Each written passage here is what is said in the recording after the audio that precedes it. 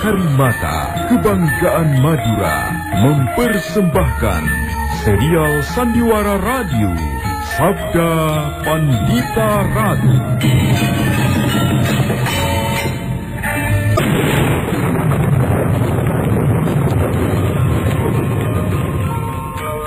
Sabda Pandita Ratu. Naskah ditulis oleh Pondra Swastilangi, diolah oleh Agung Bahrodi, didukung oleh artis-artis terkemuka, Ferry Fadli, Eli Ermawati, M. Abud, Ivone Rose, dan lain-lain. Teknik dan montase, Ibing Arifin, dengan sutradara, Dian Pertiwi.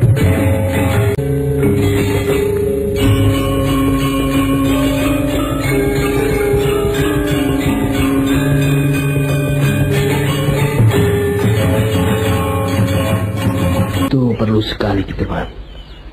Silakan Ki Demang melakukannya.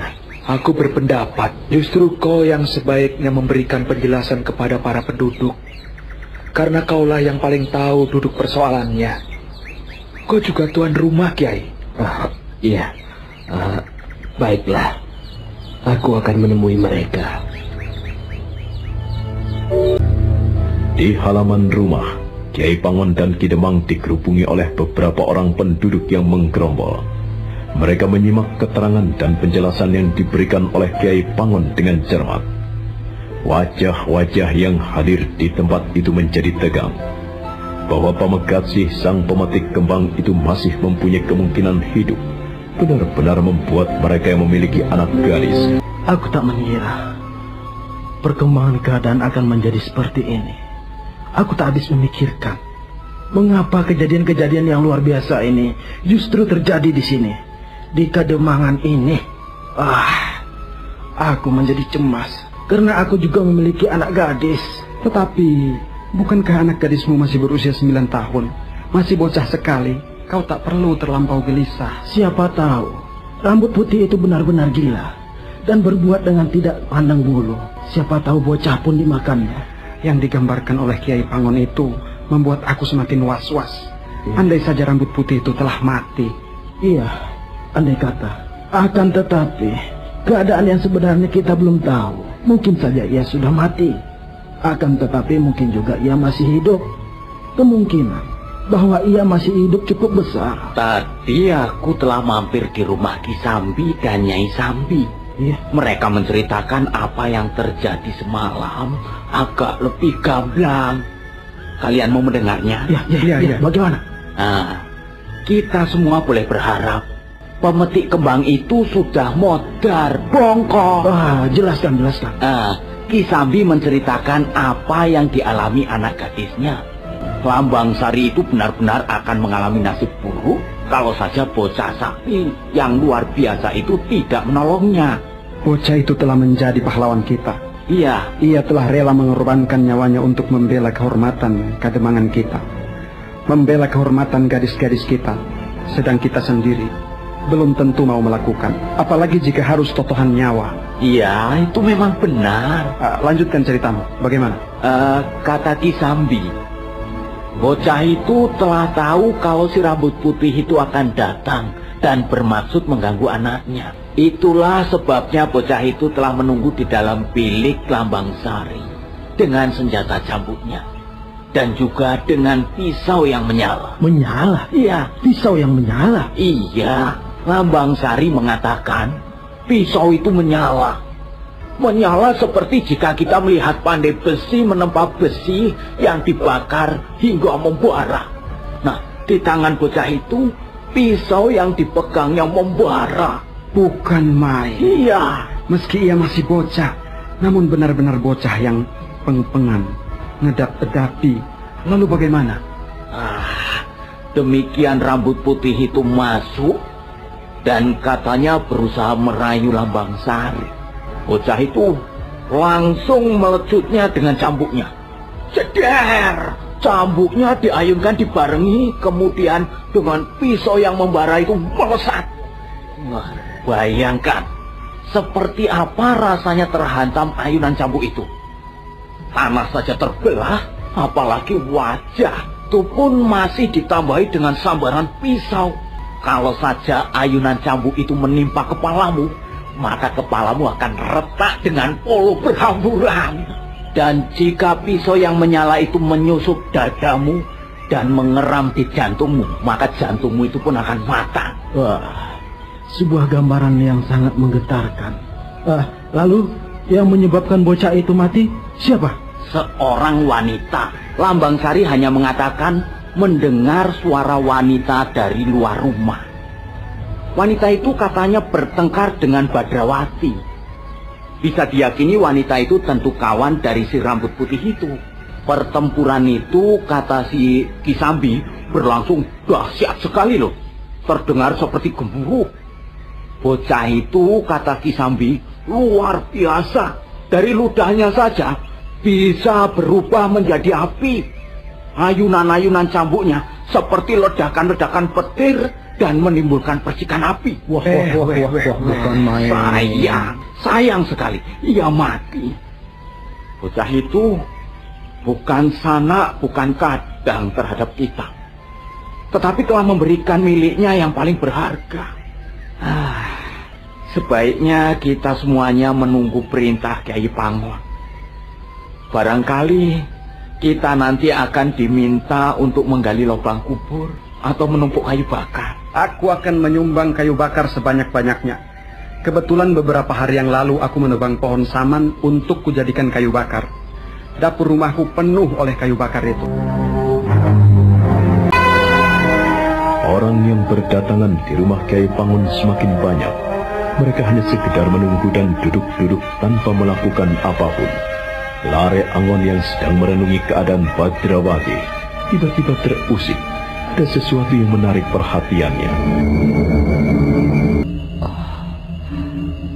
Raja Kalacakra yang berada di telapak tangan Badrawati masih hidup.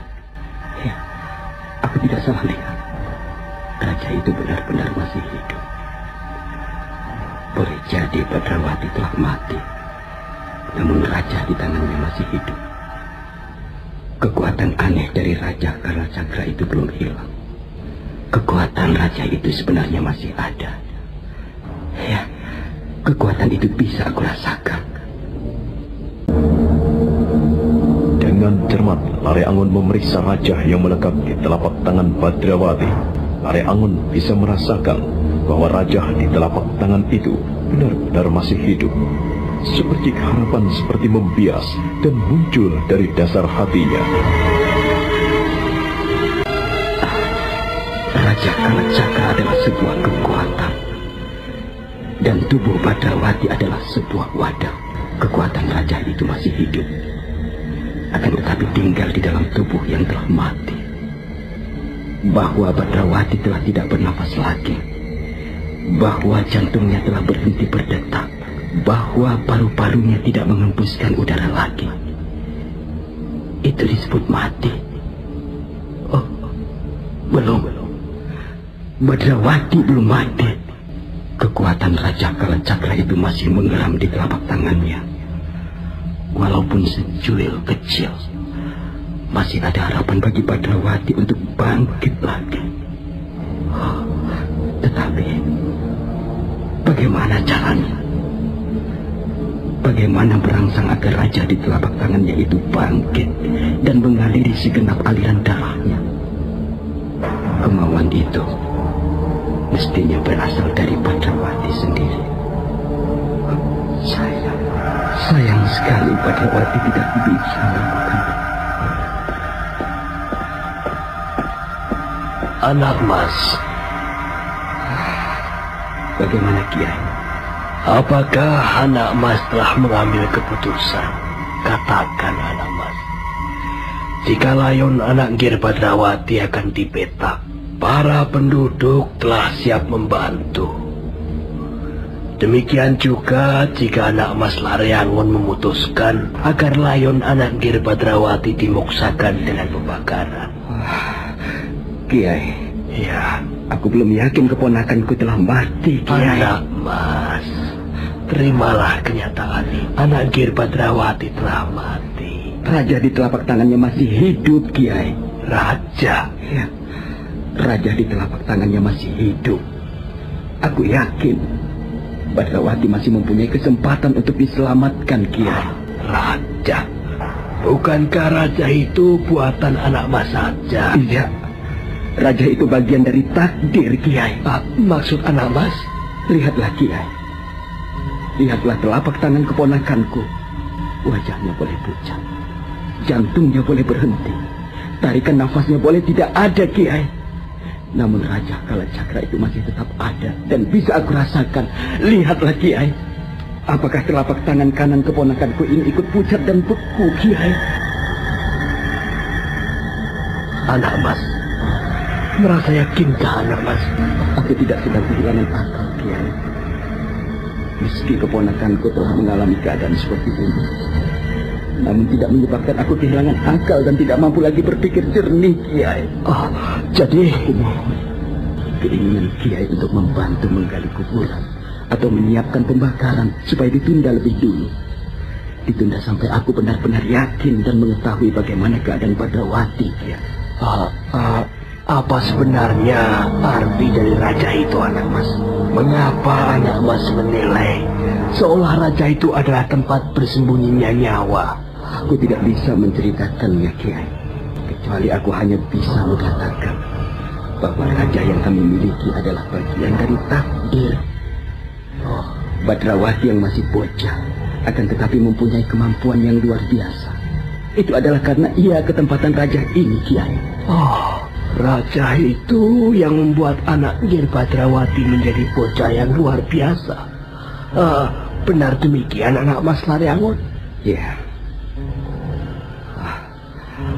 Mohon aku ditinggalkan sendirian, Kiai.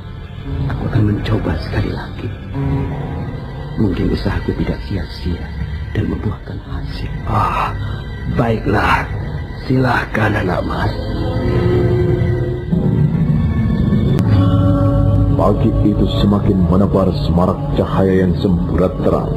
Namun suasana masih tetap hening menunggu perkembangan. Laryangun tak juga putus asa, mencoba dan mencari kemungkinan untuk menyelamatkan nyawa Badrawati. Namun sebuah kenyataan tak mungkin diingkarinya. Tubuh Badrawati semakin pucat. Bahkan getar kekuatan Raja Kalacakra di telapak tangan Badrawati itu pun dirasakan melemah pula. Namun Laryangun masih belum putus asa. Kau benar, Ki Demang. Apa yang dilakukan anak Mas Laryangun itu bisa dikatakan sebagai suatu hal yang gigi mongso. Bocah itu sudah mati. Bagaimana bisa dihidupkan lagi? Ya, hanya sebuah keajaiban yang mampu mewujudkannya. Dan apa yang dilakukan oleh anak Mas Laryangun itu sebenarnya juga sudah tak betul lagi. Berarti ia telah mencoba ingkar dari kehendak Yang Batara Agung. Kematian sebagaimana takdir atas kelahiran adalah memenang para dewa di langit yang mengaturnya. Ya, nampaknya sudah selesai. Mari kita dekati, Demang. Anak Mas, bagaimana anak Mas? Kiai yang benar. Aku pasrah. Maksud anak Mas?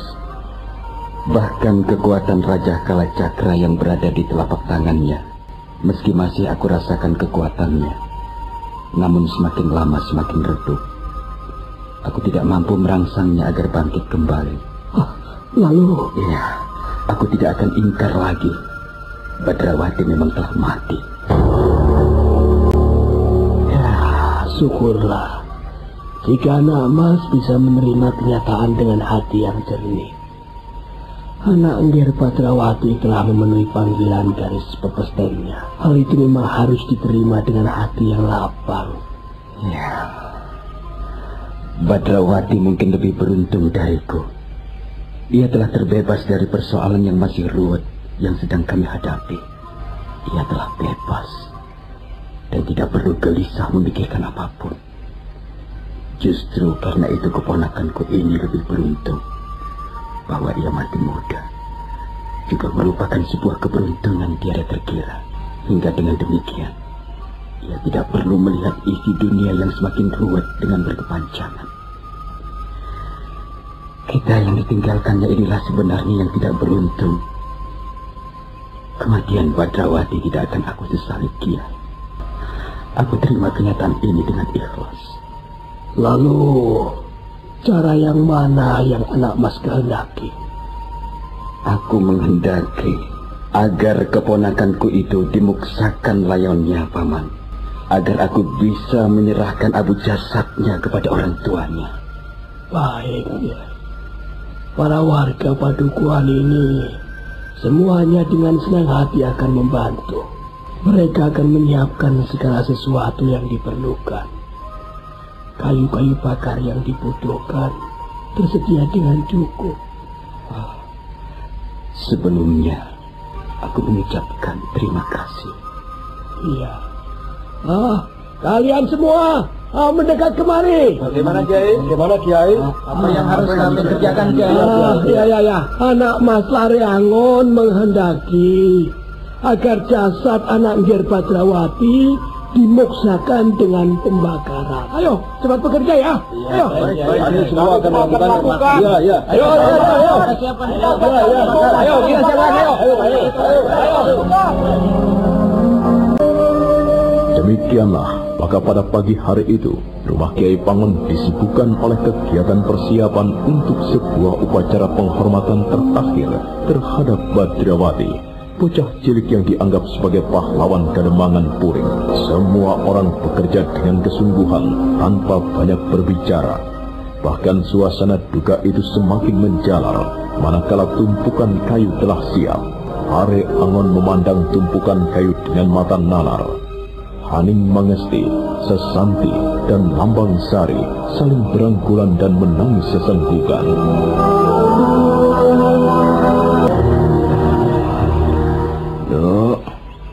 Loh, Bapetan. Bagaimana, Ayah? Di luar ramai sekali.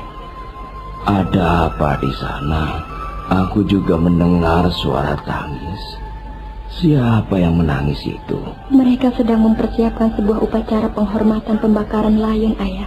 Penghormatan pembakaran layon? Benar, Ayah. Siapa yang mati, Bapetan? Bocah yang bernama Badrawati itu, Ayah. Bocah itu yang mati. Badrawati? Bocah yang berkelahi dengan lelaki yang menjamahmu? Iya, Ayah. Mati? Iya, Ayah. Bocah itu mati. Dia masih bocah. Mestinya masih harus menapaki perjalanan hidupnya yang panjang. Ayah jangan duduk. Tidur saja. Aku ingin memberikan penghormatanku kepada bocah itu, Nduk. Ia masih muda. Ia mati bahkan karena membelamu. Ayo, tuntunlah aku, Bapetan. Aku tidak ingin kehilangan kesempatan untuk ikut memberikan penghormatan kepadanya. Bantu aku turun dari pembaringan, Bapetan. Tubuh Ayah masih lemah. Persiapan pembakaran layon semakin matang. Kayu-kayu telah ditumpuk. Are Angon merasa bagaikan mengambang. Ia mengalami kesulitan untuk menerima kematian Badrawati sebagai sebuah kenyataan. Are Angon ingin menganggap kepergian Badrawati itu hanya sebuah mimpi. Namun manakala tangannya mencubit lengannya sendiri, cubitan itu dirasakan sakit. Ini bukan mimpi. Aku tak sedang bermimpi. Badrawati benar-benar telah mati. Ia akan meninggalkan kami semua. untuk selama-lamanya. Mengapa bisa menjadi seperti ini, Badrawati? Mengapa? Selama ini kita menempuh perjalanan bersama-sama. Tidak pernah ada isyarat apapun kalau kita akan berpisah. Bagaimana bisa begini, Badrawati?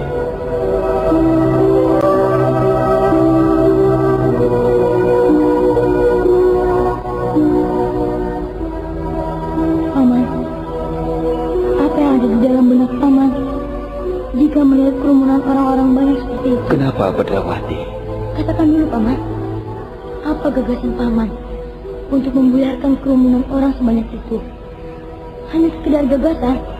Banyak cara. Mungkin dengan mengusir mereka, mungkin dengan menakut-nakuti. Aku baru saja membayangkan sesuatu, Paman.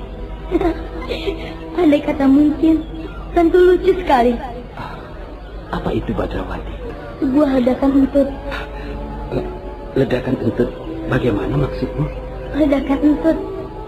Sebuah ledakan dahsyat yang terjadi di antara mereka dan sangat mendadak. Yang ledakan itu berbau sekali. Mereka tentu bubar, Paman. Kau ini macam-macam saja yang kau bayangkan, Badrawati. Yang kau bayangkan itu tidak masuk akal. Untuk membuat ledakan semacam itu membutuhkan 1000 orang sakit perut bersama-sama, Badrawati. Paman benar. Dan baunya tentu ramai dan sangat meriah. Tentu belum pernah ada yang membayangkan ada bau yang meriah. Rasanya ramai, Paman. Persiapan benar-benar telah matang. Pembakaran layon itu hanya tinggal menunggu perintah saja. Pada saat itulah ada sesuatu yang menarik perhatian seseorang. Hanya seekor burung yang hinggap di atas wuwungan. Apakah yang menarik perhatianmu, Ki Kumpang? Oh, burung Ki Jogobanyu. Burung mana itu? Di atas wuwungan burung dara, tetapi berbulu ungu. Aneh sekali. Baru kali ini aku melihat burung dara, tetapi warna bulunya ungu. Oh, benar. Aku juga baru kali ini melihat burung dara dengan warna bulu seperti itu. Tetapi itu jelas burung dara, bukan? Kalau bukan, tentu sejenis puter. Bukan. Aku yakin itu burung dara. Hanya bulunya saja yang aneh. Biasanya bulu burung dara adalah putih atau agak abu-abu. Sekujur tubuh burung itu berwarna ungu. Aku memperhatikan burung itu dari sejak tadi. Aku sedang mencari maknanya. Makna? Iya. Semalam aku mendengar suara burung gagak. Aku meyakini itu adalah pertanda ada kematian. Ternyata benar. Bocah baik hati itulah yang mati. Dan sekarang kalau ada burung yang hinggap di sana, entah apa artinya. Oh, apakah ada orang lain yang tahu selain kita berdua, Ki Kumpang? Aku tidak menceritakannya kepada orang lain, Ki Jogobanyu.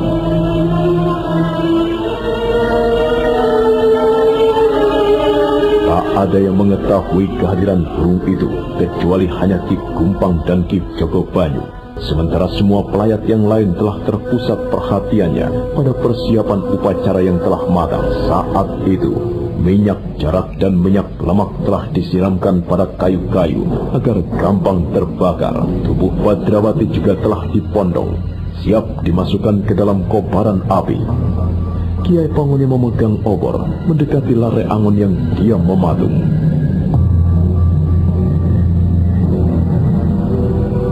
Anak Mas. Iya. Bagaimana, Kiai? Upacara telah siap dilaksanakan, Anak Mas. Silakan obor ini diterima. Dan silakan Anak Mas menyulutkannya ke kayu-kayu itu. Monggo, Anak Mas. Baik, Kiai. Hei, jangan tergesa-gesa. Biarkan api itu agar lebih besar lagi. Tunggu agar api lebih besar lagi. Nah, kayu-kayu yang lain siapkan. Ayo, layon supaya segera disiapkan. Ayo. Nah, sekarang. 1, 2, 3. Ayo, tambah kayunya. Semua kayunya dilemparkan masuk, ayo. Lihat, burung itu. Lihat burung itu. Ki Gumpang dan Ki Jogobanyu yang kebetulan terus memperhatikan burung berbulu ungu itu terperanjat saat melihat burung itu terbang dan langsung menerobos ke kobaran api hanya sesaat setelah tubuh Badrawati dilemparkan ke dalam api. Sementara itu, tak seorang pun yang tahu bahwa panas api itu telah menjamah telapak tangan kanan Badrawati, menjamah Rajah Kalacakra yang ada dalam genggamannya. Kekuatan Rajah itu tiba-tiba menggeliat dan mengalir dengan deras. Geliat Rajah Kalacakra itu dengan cepat mengalir melalui darah. Tari Angon yang melihat tubuh Badrawati bergerak segera melesat menerobos kobaran api. Iya. Badrawati masih hidup. Badrawati masih hidup. Benar, bocah ini masih hidup. Cepat padamkan api itu. Ayo, siram dengan air, ayo. Kau masih hidup, Le. Kau masih belum mati, Badrawati. Kau masih hidup, Le. Ayo, kosongkan tempat ini. Jangan ada yang berada di dalam pendopo. Ayo. Nah, saudara pendengar, bagaimanakah kisah selanjutnya? Ikutilah terus serial Sandiwara Radio, Sabda Pandita Ratu.